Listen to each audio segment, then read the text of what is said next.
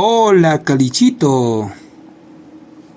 Hoy aprenderemos palabras que se deben usar en el área de comunicación, parte 5. Comunicación en quechua sureño se dice Llapan Willanakuy. Comenzamos. Qillqasqa allinchay. Revisión del texto. Qillqasqa pajarichiy. Producción de textos. Qillqasqa umanchay. Planificación del texto. Qimishqa qillqasqa o takyasqa qillqasqa. Texto argumentativo. Qhipapacha, tiempo futuro. Qhipasimi, segunda lengua. Qhispisqa juntachij o qhispisqa simi juntachij, sufijo independiente.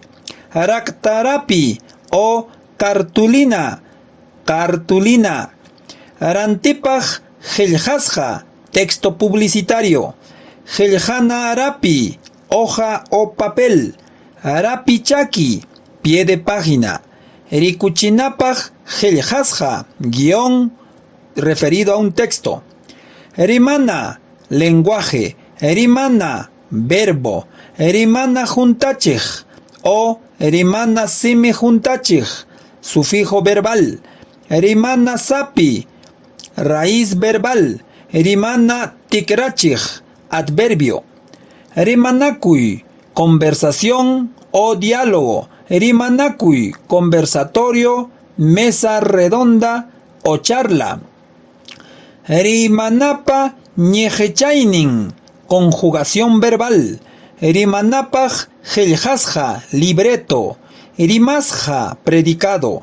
Rimay, hablar. Rimay, oración. Rimay tinkichij o tinkichij, conectar.